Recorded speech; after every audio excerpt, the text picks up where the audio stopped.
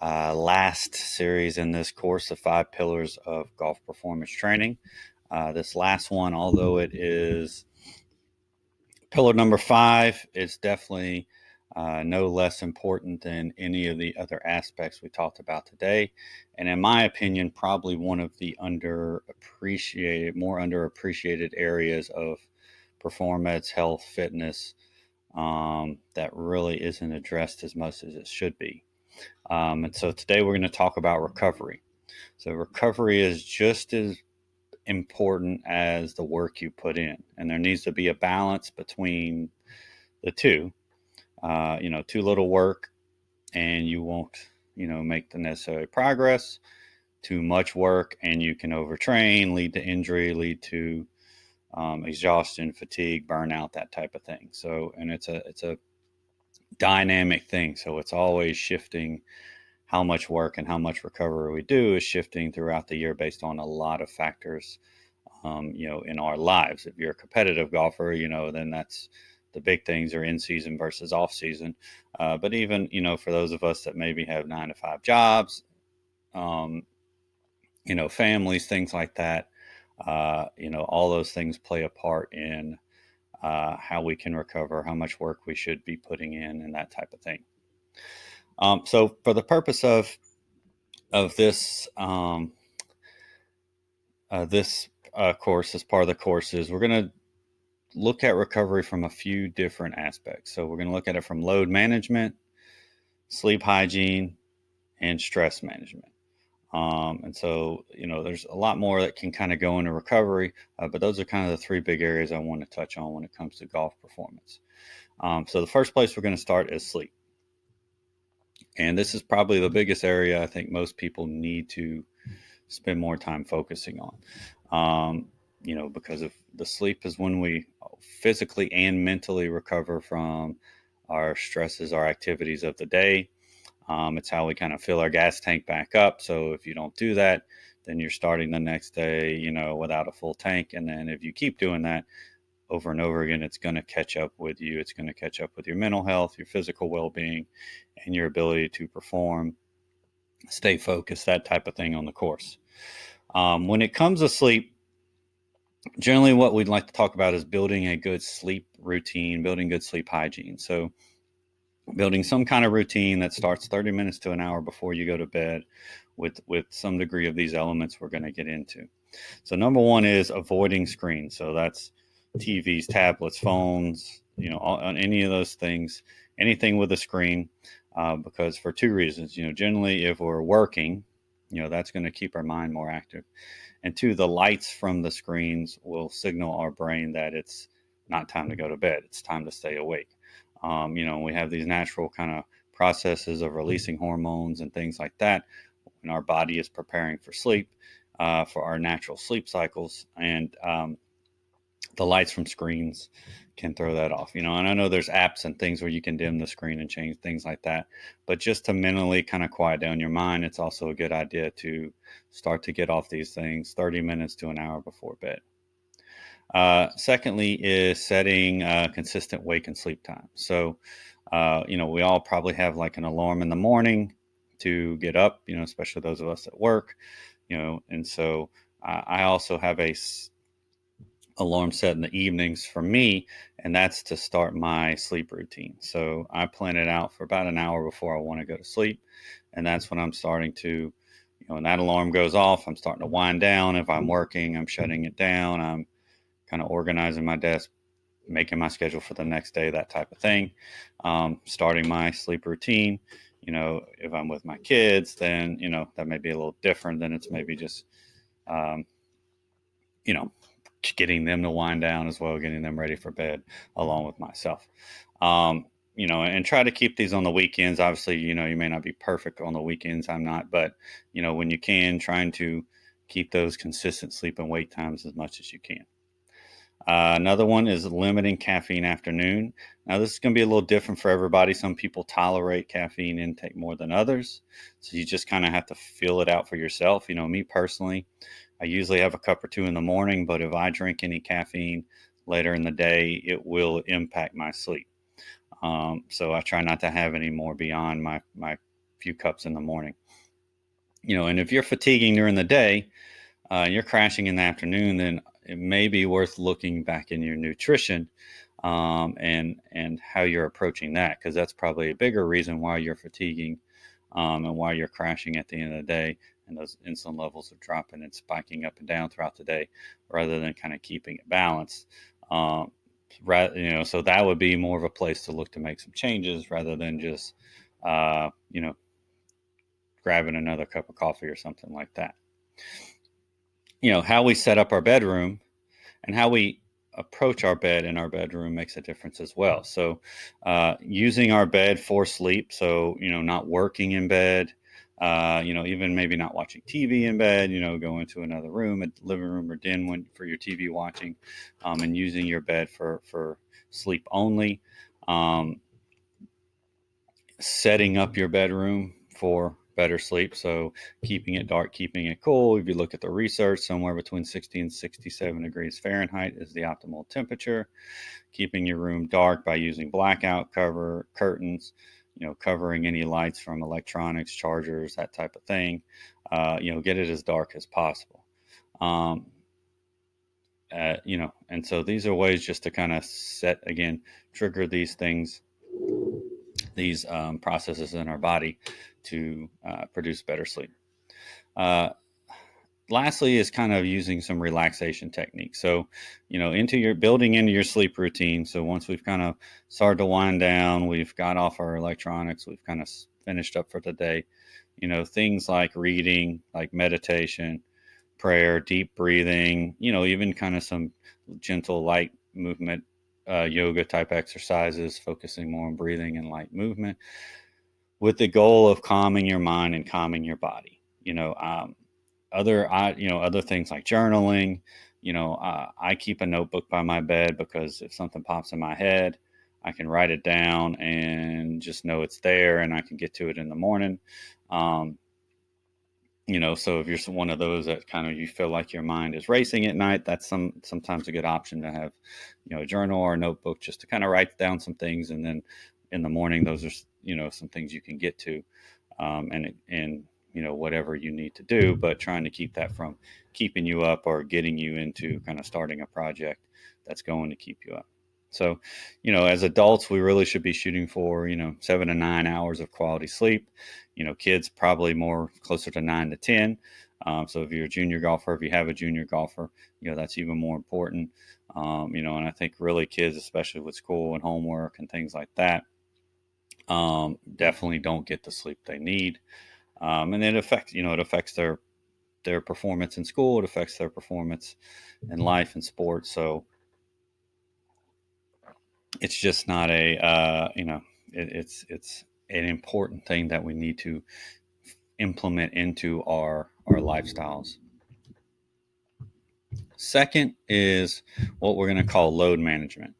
And this is managing basically the physical stress we're putting on our body. So this is through practicing, through playing, through working out, and any other physical activities we may be doing. So if there's going to be, and trying to balance out through all those areas with the recovery, with the rest. So if you're going to increase in one area, then there probably needs to be a decrease in another area to balance that out. So a good example would be, if I'm working with a professional golfer or a tournament golfer, their off season, we're definitely spending more time in the gym, working on, getting a little more intensity, a little more volume in the gym, when they're not practicing and playing as much. And then when the in season starts ramping up, we definitely cut back on that, and more so cutting back on the volume of gym work and the some of the intensity. We still can strength train, we still can do some things to push them, but it's more the volume of what we're doing, because their volume of practice time is going to be ramping up and tournament play and that type of thing. And we need to make sure we're not overloading our athletes. Same thing goes for you yourself. Understand that, if you have a physical job, that plays a part into that. It's still important to have a workout routine, even if you have a physical job, probably even more important, to build resiliency in your body and to handle the loads of your job. But you don't need 5 days a week maybe of strength training. The other part of this is practice, efficiency of practice. So not just going out and beating balls, hundreds of balls, but, having focused quality practice, and making, the most of your reps, and, limiting those reps. So it's kind of what we would call in medicine, the minimal effective dose. What's the least amount of putts, chips, swings you can make to get the desired purpose. If you're working on a swing change, if you're just working on, maybe it's skill development, you're working on base contact or low point contact, or you're working on, putting from a certain distance or short game, whatever that may be, make it focused. And once you start to lose that focus or fatigue, stop, or just have a preset plan. I'm going to go and make 30 chips to 3 different targets or whatever that may be. But have a plan, make it efficiency. Don't just go out there and wear yourself out, beat balls. The other thing is, and this is for golf performance only, so is not spending a lot of time on exercise and fitness things that aren't going to benefit your golf game. So things like jogging, long, slow cardio, bodybuilding type workouts, group classes, all these things are, they're fine for general health and well-being. So if you're more, if you're looking to get that benefit, then that's fine, but you still have to manage that, work that into your other physical activities, not overdoing it. If you're a professional or tournament golfer, it should definitely be at the bottom of your priority list. And it should always be that you're able to recover. So I have, whatever reason, golfers seem to love to run. Running will not have a direct benefit to your golf performance. It can have a benefit, obviously, to your overall cardiovascular health. It can have a benefit from a mental standpoint. So mental health and mental resiliency, which, can kind of have a indirect carryover to your golf game. But as far as golf is not an endurance sport, and most tournament golfers, they work when they walk, when they practice and play. That's enough cardio for golf. Golf is a power, quick burst based sport. You make a very quick move in the swing and then you walk. Or if you're, if you're a, club golfer or amateur golfer, then you get in your cart and ride. So, for those people, then maybe they do need a little more cardio, just more for health standpoint. But if you're fatiguing through the round, the first place I always look is nutrition. And then if you clean up that nutrition, both before and in round, and hydration and things like that, and you're truly doing that, pretty on point, then, maybe you need to look at adding some cardiovascular exercise. But if you're doing a good high intensity strength training program, you're going to get your heart rate up, and, you're going to get a cardiovascular effect from that. And if you're walking while playing, then you're definitely going to get it. If you don't walk when you play, then maybe adding in some jogging or walking, 3 to 4 days a week, riding a bike, whatever that may be, swimming, whatever works for you, probably won't hurt. So it just kind of depends on where you're at as a golfer, and as a person, health-wise. But in the end, it all has to be balanced out. We have to still make sure we are recovering. All right, last, we're going to talk about stress management, and this is going to be more from the mental side, if you will. I'm not going to go super deep into this because this is, definitely, outside of my, level of expertise when it comes to the in-depth things. We can talk on the surface things and some basic tips and tricks, but there's plenty of people out there that do this for a living, or if you truly want to improve in this area, I would reach out to them, and I'll link to them at the bottom of the PDF. So stress is a normal part of life. So the goal of stress management is not to avoid stress, but to be better at managing it, and how we approach it, how it affects us when it comes. So this can refer to the day-to-day stressors of work, family, finance, relationships, internal stressors we put on ourselves, and as well as on the course stress that comes with a game of golf. If we look at these stressors, they can be acute in the moment, they can be chronic, kind of a repetitive thing, and they can be intermittent where they can come and go.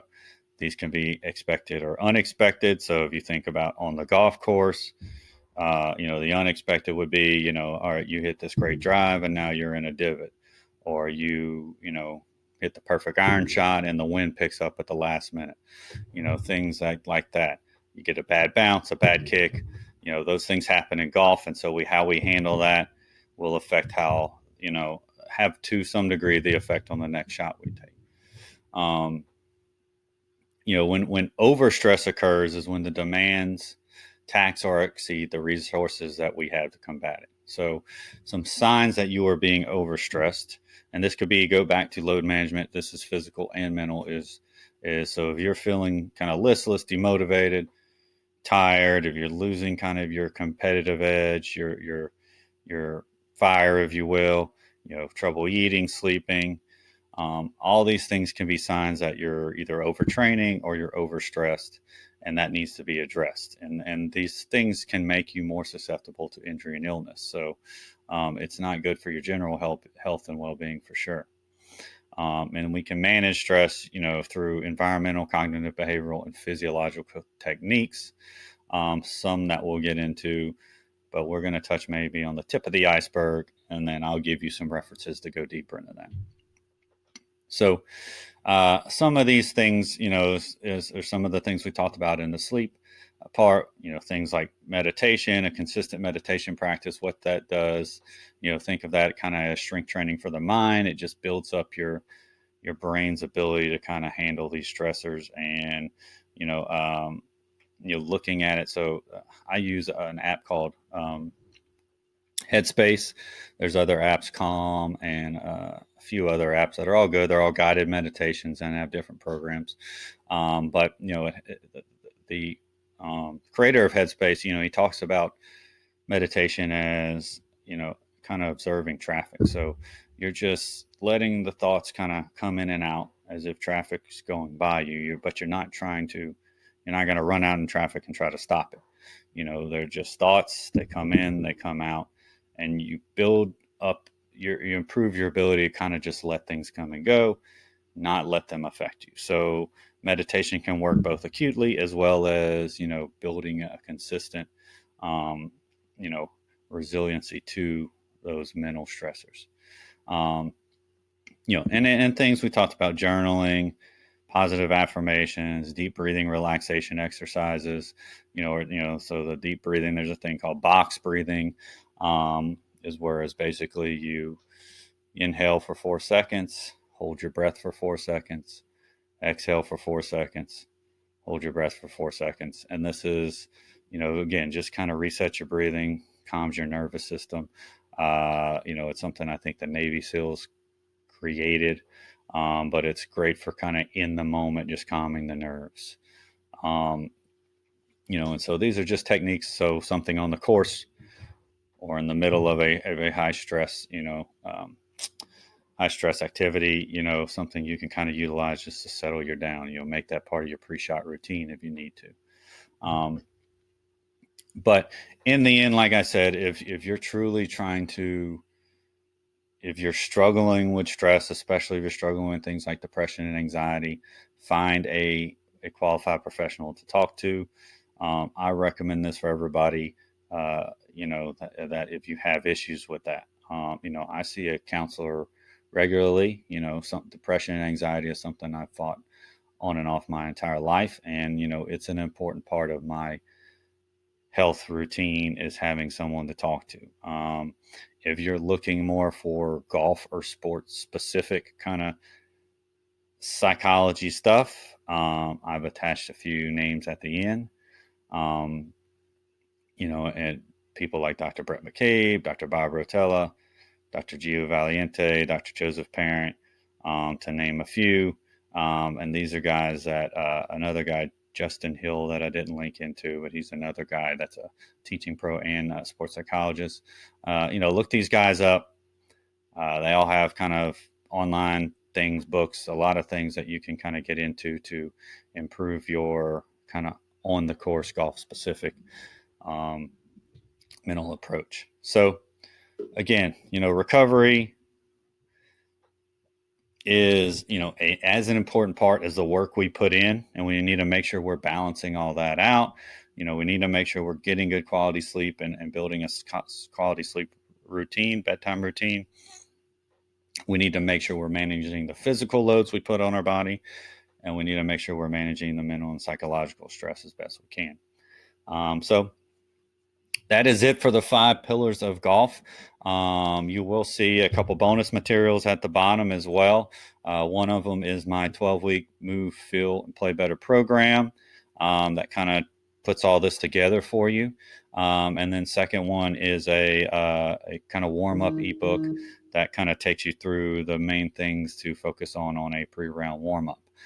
So that's just kind of a thank you for purchasing the course and being a part of this. So I hope you got a lot out of this. I would appreciate any feedback. This is definitely kind of the first course I've done like this, so I'm sure it can definitely be improved. So any feedback, good, bad, criticism, I'm open to all of it. I want to do some more of these things moving forward, and so I want to make it as high quality as I can.